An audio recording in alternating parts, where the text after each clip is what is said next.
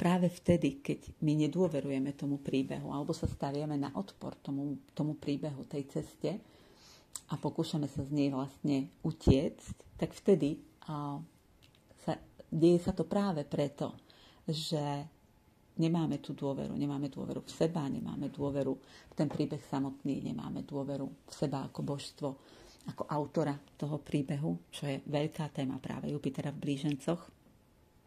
A vlastne práve ten retrográdny Jupiter nás vracia dovnútra k tomu pochopeniu toho príbehu a k uznaniu, že je to presne ten príbeh, tá cesta, ktorú sme si naplánovali a tá cesta, ktorú potrebujeme prejsť.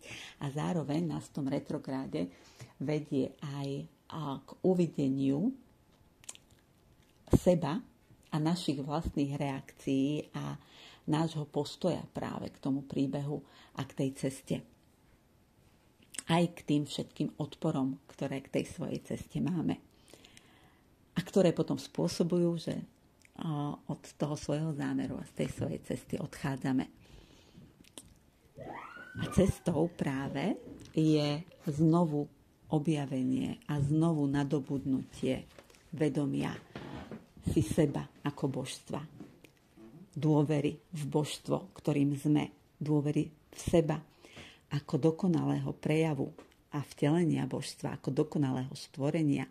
Dôvery v dokonalosť príbehu, ktorý sme vytvorili a ktorý je cez nás realizovaný v to, že máme k dispozícii všetky kompetencie, všetky schopnosti, všetky dary, aby bol ten príbeh cez nás žitý.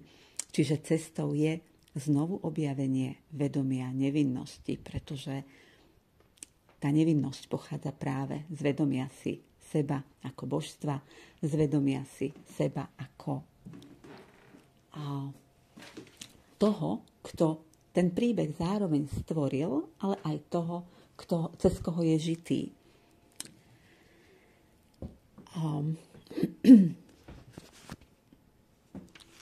A práve tie druhy odporu, ktoré tam máme, boli potom definované ako tých 7 hlavných hriechov, takzvaných, čiže 7 zídení z cesty. A práve teraz by som sa rada povenovala, alebo teda ani nie tak rada, ale tečie to, takže sa mám povenovať práve porozumeniu toho, akým spôsobom tieto mechanizmy fungujú v nás a porozumeniu toho, prečo žiadny z tých hriechov si nežiada trest. A prečo ten koncept viny je taký silno deštruktívny, pretože vina si žiada trest, kdežto chyba si žiada nápravu a preto aj uvedomenie si chybného rozhodnutia je prvým krokom, pretože tam vlastne príde ten lúč vedomia a je prvým krokom vlastne k vráteniu sa na tú cestu, keď už to teda chceme nazývať chybou, ale keď to budeme nazývať naozaj len tým odklonom z tej cesty, tak zároveň tam sami sebe umožňujeme tú možnosť objaviť ešte aj na tom odklonení sa z cesty tie dary, ktoré nám to prináša, ktoré nám umožňuje vlastne objaviť nejaké nové cesty, objaviť nejaké nové obzory. Takže postupne sa mi vlastne odkrývali tie jednotlivé tzv. Hriechy, alebo odkrývala sa mi tá možnosť, porozumieť kompenzačným mechanizmom, ktoré nesprávne označujeme za hriechy, ktoré dostali tú nálepku a tým pádom aj tú vibračnú rovinu toho ávonu, teda nenapraviteľného hriechu, čo keď je niečo zadefinované ako ávon, čiže nenapraviteľný hriech, tak vlastne je to už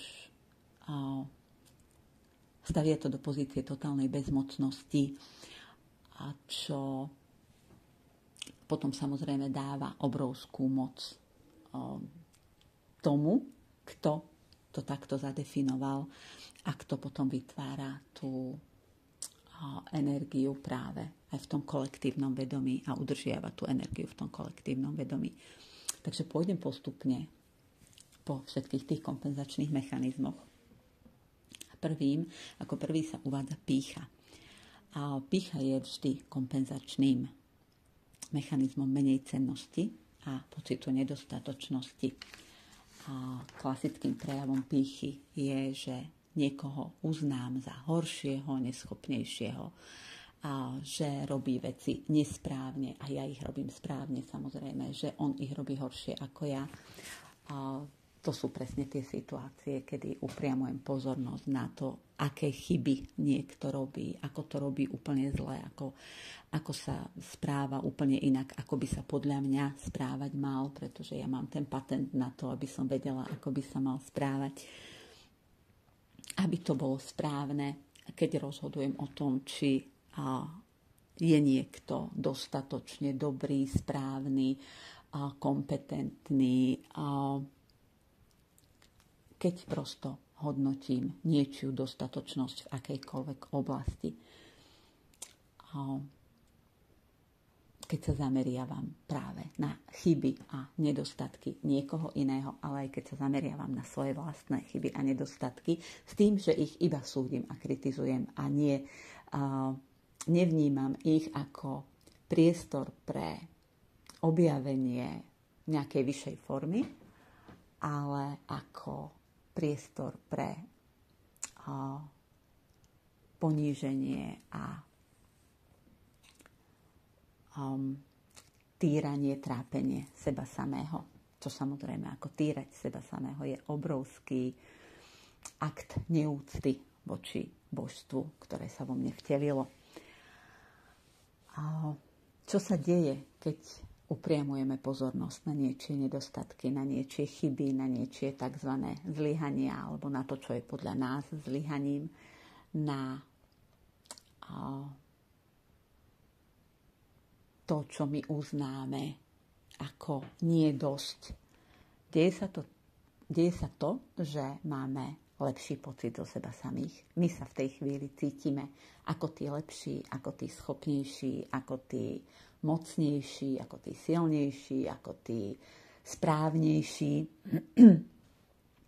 A cieľom tohto kompenzačného mechanizmu pýchy je práve to, aby sme získali lepší pocit zo seba samých. Pretože to je východiskový bod, ktorý nám nedovoľuje spadnúť hlbšie do nejakej apatie, beznádeje alebo bezmocnosti. A keď sa na pýchu pozrieme z tohto pohľadu a uvedomíme si, že je len kompenzačným mechanizmom pre nejakú časť nás, ktorá zažila poníženie, ktorá zažila pocit nedostatočnosti, zažila pocit, že zlyháva, zažila pocit, že vlastne nie je božská, pretože božstvo predsa nemôže zlyhať, zažila pocit, že je chybný, pokazený tovar, tak potom ako kompenzačný mechanizmus volí pýchu a ako nástroj prežitia má práve to, že sa zameriava na chyby, nedostatky a zlyhania ostatných. A cestou nie je bojovať proti pýche ani v sebe, ani v iných. Pretože to sa potom presne deje, že my ukazujeme prstom na tú pýchu v ostatných, kdežto máme ju veľmi silno rozvinutú v sebe.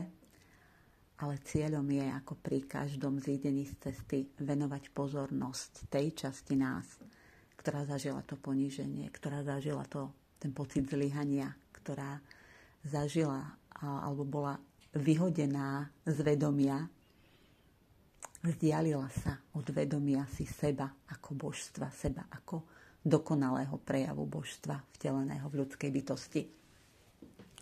A ošetriť práve túto bolesť v sebe.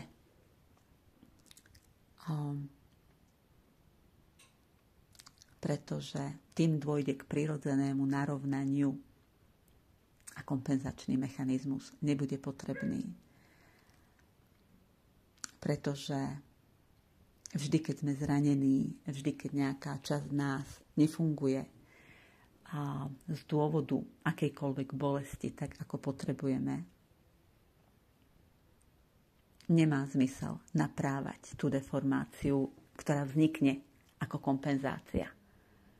A keď máme, vysunutú platničku a následkom tej bolesti si napríklad posunieme jedno rameno vyššie ako druhé, pretože je to spôsob, akým dokážeme bez nejakej veľkej bolesti, ktorá by nás ochromovala, kráčať a fungovať, tak nemá zmysel naprávať to rameno. Pretože to rameno vysunuté je len kompenzačným mechanizmom, ktorý sa napraví okamžite, ako my napravíme to zranené miesto, ako my si ošetríme to zranené miesto. Čiže keď nám fyzioterapeut vráti a ošetrí tú vysunutú platničku, tak to telo sa samé vráti do tej zdravej, rovnej polohy.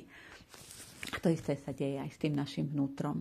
Keď my si ošetríme a narovnáme tú zranenú časť nás, tak sa celá naša bytosť vráti do rovnováhy a nebude potrebná kompenzácia. Nebude potrebná kompenzácia napríklad v podobe pýchy. Ďalším tým tzv. Hriechom avónom nenapraviteľným je označované lakomstvo, ktoré je v skutočnosti kompenzačným mechanizmom strachu z nedostatku. A ten strach z nedostatku vždy vychádza z nedôvery v hojnosť, nedôvery v môj príbeh, nedôvery v to, že ja ako božstvo sa o seba ako o človeka dokonale postarám. A že celý ten môj príbeh je tak napísaný, naprojektovaný, aby bolo vždy o mňa postarané. Aby o mňa ako o človeka bolo vždy postarané mnou ako božstvom. Čiže potrebujeme sa zamerať práve na tú časť nás, ktorá bola zranená pocitom malosti, ktorá bola zranená v čase, keď bola závislá na niekom alebo na niečom, väčšinou na niekom, na tom, čo dostane od niekiaľ zvonku a ktorá to, čo potrebovala, nedostala. Alebo hrozilo, že to nedostane a preto sa naučila držať si sama pre seba to, čo má. Pretože v tom naučila sa v tom vidieť zdroj svojho prežitia. Naučila sa byť závislá a držať sa za každú cenu vonkajších zdrojov. A keď sa povenujeme a poušetrujeme si tento svoj pocit malosti, ktorý vedie k závislostiam, ktorý vedie k potrebe držať si zdroje pre seba, pretože nie sme spojení s vnútorným zdrojom. A keď si ošetríme bolesť z toho, že nám nebolo dané to, čo sme potrebovali, neboli naplnené naše potreby zvonka v čase, keď sme si ich nedokázali naplniť samých, tak ten tzv. Hriech, ten kompenzačný mechanizmus sa sám vytratí v okamihu, keď sa narovnáme do vedomia si seba ako zdroja všetkého, čo pre ten svoj príbeh potrebujeme.